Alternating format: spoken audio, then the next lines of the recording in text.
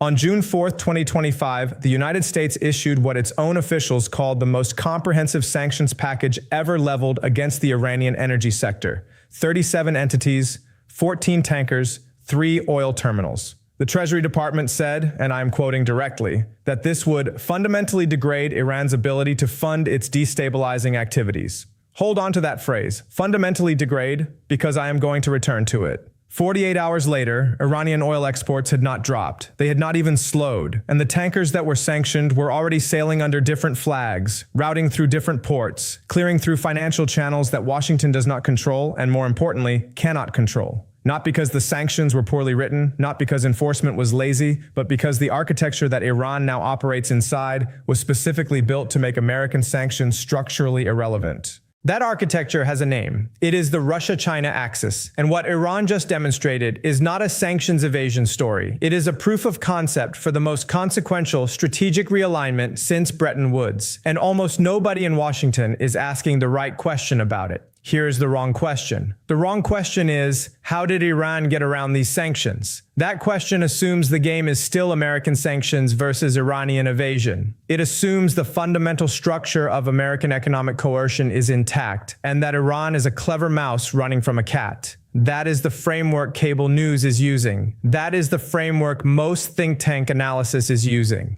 And it is wrong in a way that is not minor. It is wrong in a way that changes every calculation about American power in the next decade. The right question is this. At what point did Iran stop needing to evade American pressure at all because it joined a system where American pressure simply does not reach? Those are not the same question. The first question is tactical. The second question is architectural. And the entire difference between understanding what is happening right now and being genuinely confused about it comes down to which question you are asking.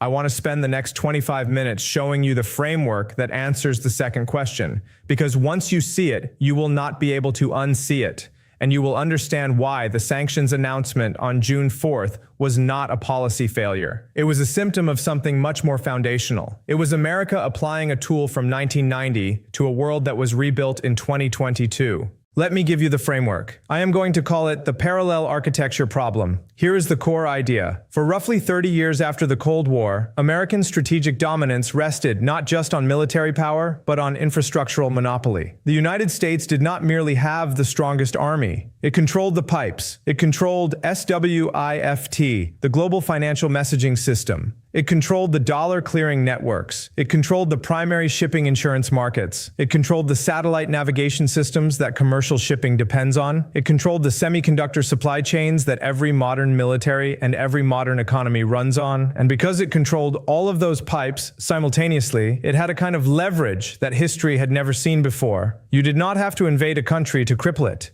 You just had to cut the pipes. That is what sanctions actually are. They are not trade restrictions in the traditional sense. They are pipe-cutting operations. You cut someone out of SWIFT, their banks cannot communicate internationally. You cut someone out of dollar clearing, their oil cannot be sold in the world's primary currency. You cut someone out of Western shipping insurance, their tankers cannot dock at major ports. The power was never in the legal document. The power was in the monopoly over the infrastructure those legal documents could reach. Hold on to the word monopoly, because what Russia and China have been doing since at least 2014 and dramatically accelerating since February 2022 is not building a military alliance in the traditional sense. It is building a parallel infrastructure, a second set of pipes, and Iran is now plugged fully into those pipes. Let me walk you through exactly what that means in concrete, measurable terms, because this is where the analysis has to get specific or it stays useless. These are not hypothetical alternative systems. They are operational. Start with finance.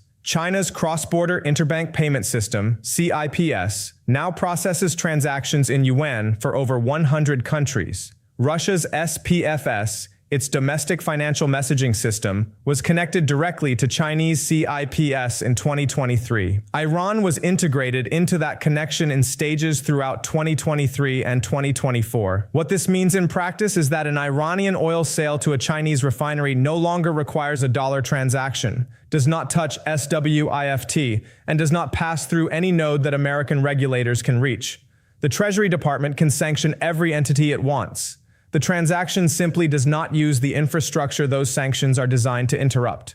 Now move to oil. Chinese state refiners, predominantly Shandong-based independent refineries known in the trade as teapot refineries, are now processing Iranian crude at volumes the U.S. Energy Information Administration itself estimated at between 1.4 and 1.6 million barrels per day in 2024. That is not smuggling in any meaningful sense of the word. It is trade. It is systematic, insured, financed, and delivered trade running through channels where American jurisdiction is structurally absent. The tankers operate under flags of convenience: Cameroon, Gabon, Palau, but the insurance comes from Chinese and Russian state-backed marine insurance pools that were explicitly created after 2022 to replace Western P&I clubs. Every layer of the transaction has been rebuilt so that the Western choke points simply do not apply. Now move to military logistics. This is where it gets genuinely alarming. In 2022 and 2023, Russia transferred an operational understanding of drone countermeasure systems to Iran that directly improved Iran's ability to saturate Israeli and American air defense architecture. I covered the specific mechanism of that transfer in a previous video. But here is what matters structurally. That transfer was not a one-time deal. It was the beginning of a defense industrial integration. Iran is now producing Shahed series drones that Russia is deploying in Ukraine. Russia is providing Iran with technical feedback from live combat conditions in Europe. China is supplying the microelectronics. You have a triangle of defense industrial knowledge that is using a live war as a testing laboratory, and the outputs of that laboratory are flowing back to Iran in real time. These two narratives cannot both be true. The narrative that says America's sanctions and air superiority give it decisive leverage over Iran, and the narrative revealed by these facts, that Iran is embedded in a parallel financial, energy, and defense industrial system that operates entirely outside the reach of those instruments. One of those narratives is accurate, and the evidence is not ambiguous about which one it is. Here is what no one is measuring. The standard metric Washington uses to assess Iranian economic pressure is the rial to dollar exchange rate and Iran's official GDP figures. Both of those metrics measure Iran's exposure to the dollar-denominated economy. But Iran is increasingly operating in a yuan-denominated, ruble-denominated, barter and commodity economy. Measuring Iran's strategic resilience through its rial exchange rate is like measuring the strength of a submarine by how wet the outside of the hull is. You are measuring the wrong surface. The Iranian economy is under enormous stress. That is true. Iranian civilians are suffering. That is also true. But the regime's strategic capacity, its ability to fund the IRGC, to fund proxies, to advance its nuclear and missile programs, to maintain deterrence against American and Israeli military action, that capacity is not primarily funded through the channels that sanctions affect. It is funded through the channels that the Russia-China parallel architecture keeps open. And those channels are not shrinking, they are expanding. Let me give you a number to hold on to. In 2013, the year before Russia's annexation of Crimea and the subsequent Western sanctions on Moscow, Russia-China bilateral trade was approximately $88 billion.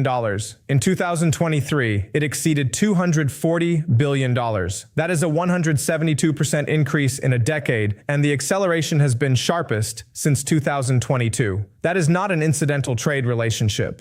That is a structural economic merger happening in real time. And Iran is being folded into that merger as a junior but strategically significant partner. Now I want to bring in the historical frame that makes this legible, because there is a direct analogy here that Washington consistently refuses to apply. Think about what happened to the Allied naval blockade of Germany in the First World War.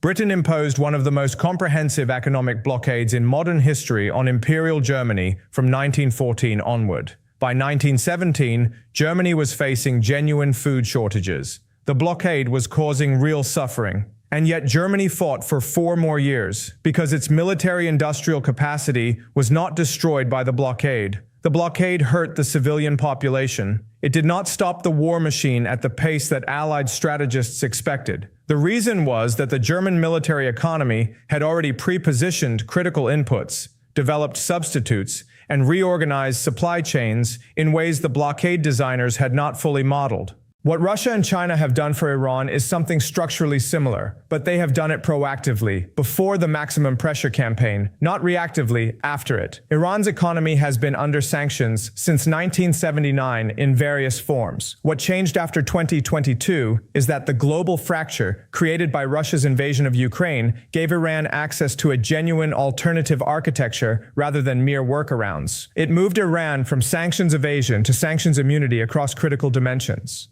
And that is a qualitatively different problem. Here is the second-order escalation, and this is where I want you to pay very close attention, because this is the part of the analysis that is almost entirely absent from mainstream coverage. The parallel architecture problem is not really about Iran. Iran is the proof of concept. The strategic question that the Russia-China axis is actually testing is this: can we build an alternative global order infrastructure that is robust enough to protect any state that joins it from the coercive tools of American financial and economic power? Iran is the test case. And so far, by any honest measurement, the test is succeeding. Think about what that means for the next state that wants to operate outside American constraints. Think about what it means for Saudi Arabia as it navigates its relationship with China and its potential entry into BRICS. Think about what it means for Turkey, a NATO member that has refused to join Western sanctions on Russia and is actively deepening its economic relationship with Moscow. Think about what it means for India, which has become the second largest buyer of discounted Russian crude after China. Each of those states is watching what happens to Iran, not to copy Iran's geopolitical posture, but to assess whether the infrastructure exists to protect them from American economic coercion if their interests diverge from Washington's. And here is the thing that should genuinely alarm any serious strategic analyst. The more states that plug into the parallel architecture, the more robust that architecture becomes. This is a network effects problem. Every additional node in the Russia-China alternative financial and trade system makes the system more liquid, more resilient, and more attractive to the next potential entrant. American sanctions work through isolation. The parallel architecture works through inclusion. These are fundamentally opposite logics, and inclusion scales better than isolation in a multipolar world. Hold on to this phrase: network effects in reverse. What the United States built after 1945 was a network with such dominant scale that everyone had an incentive to join. That is what made Bretton Woods work. That is what made dollar hegemony self-reinforcing. But network effects can run in reverse. If the dominant network begins to be perceived as weaponized, and that perception accelerated dramatically after the freezing of Russian sovereign assets in 2022, then alternative networks begin to attract entrants who are worried they could be next. The freezing of Russian reserves was the single most important accelerant of this process. It was a demonstration to every central bank in the world that dollar-denominated reserves held in Western institutions are not assets. They are hostages. These two narratives cannot both be true. The narrative that says American financial infrastructure remains the unchallenged spine of global order, and the narrative that says the second largest economy in the world, in explicit partnership with the world's largest energy exporter, has been systematically building an alternative. One of those narratives is accurate. The evidence since 2022 resolves it. What Iran just demonstrated with its sanctions-proof oil exports is not a technical workaround. It is a live demonstration that the alternative architecture is operational. Now let me come to what Washington is actually missing, and I want to be as precise as possible here, because this is where the analysis earns its keep. The McNamara fallacy applies directly to how American strategic institutions are assessing this problem. Robert McNamara, as Secretary of Defense during Vietnam, institutionalized a planning culture that elevated what was measurable above what was meaningful: body counts instead of political will, sortie rates instead of strategic effect. The measurable metrics showed progress. The unmeasurable reality was collapse. What is the McNamara fallacy equivalent here? Washington is measuring sanctions compliance through dollar transaction monitoring, through swift exclusion verification, through shipping tracking in AIS data. All of those measurements operate on the visible layer of the global financial system. The parallel architecture operates on the invisible layer. You cannot measure what you are not instrumenting, and American intelligence and financial surveillance infrastructure was built to instrument the dollar-denominated world. It has profound blind spots in the yuan-denominated barter and commodity world that Iran now primarily inhabits for its strategic transactions. This is what I mean when I say this is America's most dangerous blind spot. It is not a knowledge gap. American analysts know that CIPS exists. They know the teapot refineries are buying Iranian crude. They know Russian and Iranian defense cooperation is deepening. The blind spot is not informational. It is doctrinal. The doctrine of American primacy assumes that financial coercion through dollar system leverage is a decisive instrument.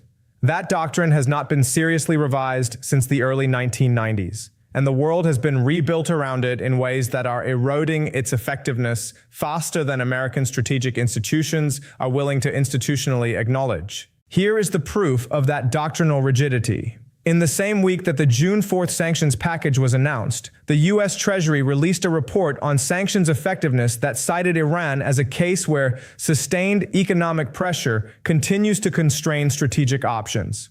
That sentence was written and cleared and published in the same week that Iranian oil exports were tracking near multi-year highs. The gap between the institutional self-assessment and the measurable reality is not a minor discrepancy. It is a systemic failure of strategic self-correction. And this is important. I am not arguing that Iran is winning. Iran's economy is genuinely distressed. Its population is genuinely suffering. The rial is genuinely depreciated. Those facts are real. What I am arguing is that the form of pressure America is applying is not achieving its stated strategic objective, which is not to cause suffering in Iran, but to change the strategic calculus of the Iranian regime. And on that metric, changing the regime's strategic calculus, the pressure is failing. The regime is more deeply embedded in the Russia-China axis than it was 5 years ago. Its nuclear program is more advanced. Its missile inventory is larger. Its proxies are more capable. Every metric that measures strategic effect rather than economic pain points in the same direction. The policy instrument is not working. And the reason it is not working is structural, not operational.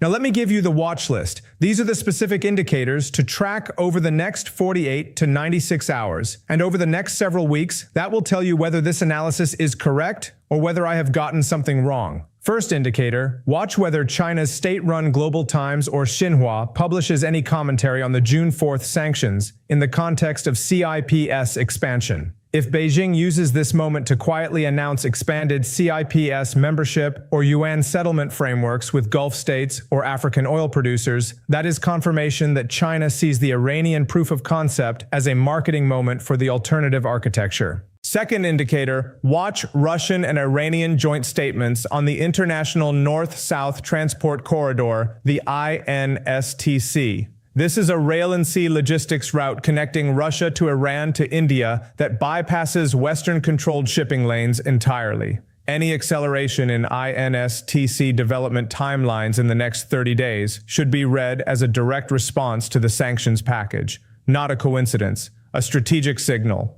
Third indicator, watch the Shandong teapot refinery throughput data that gets released through private commodity intelligence firms like Kepler and Vortexa over the next 2 weeks. If Iranian crude processing volumes in Shandong remain stable or increase after the sanctions announcement, that is quantitative proof that the sanctions are not affecting the actual supply chain. If you have access to those platforms, pull that data. It is the most direct measurement of whether the pipe cutting operation is cutting any pipes that actually matter. Fourth indicator, watch whether any Gulf state, particularly Qatar or the UAE, makes any public or semi-public statement about financial infrastructure diversification in the next month. Both countries have been deepening their CIPS usage. Any acceleration in that signaling will tell you that the network effects in reverse dynamic is in motion. Fifth indicator, this one is for the longer window. Watch the September 2025 Shanghai Cooperation Organization Summit agenda. If Iran, which became a full SCO member in 2023,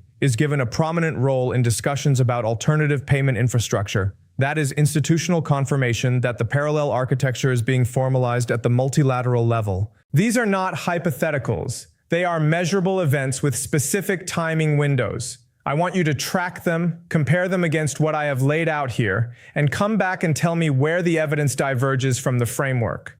That is the only honest way to do this kind of analysis. Let me close with the larger question that all of this raises, because I think it is the question that will define strategic analysis for the next decade. The United States built its post-Cold War dominance on infrastructural monopoly. That monopoly is being systematically dismantled, not by military confrontation, not by ideological revolution, but by parallel construction. Russia and China are not trying to defeat the American system, they are building around it. and Iran is the first country to live fully inside the alternative they have built. That is the real significance of what happened this week. Not the sanctions, not the evasion, the proof of concept. The question I do not have a clean answer to yet is this. At what point does the parallel architecture reach sufficient scale that it begins to attract states that are not adversaries of the United States, but simply rational actors hedging against the risk of being designated as adversaries in the future? That is the tipping point, and we do not know exactly where it is, but we know that every week the parallel architecture expands. Without American strategy finding a serious response, the tipping point moves closer. If I have gotten any of this wrong, I want you to push back in the comments with specific evidence. Compare the CIPS transaction volume data against what I have described. Compare the KPLR estimates on Iranian crude exports against the Treasury's stated impact assessment. Put the documents next to each other. That is the exercise. Because the only way this kind of analysis stays honest is if it is held accountable to measurable facts rather than narrative preference. I will see you in the next one.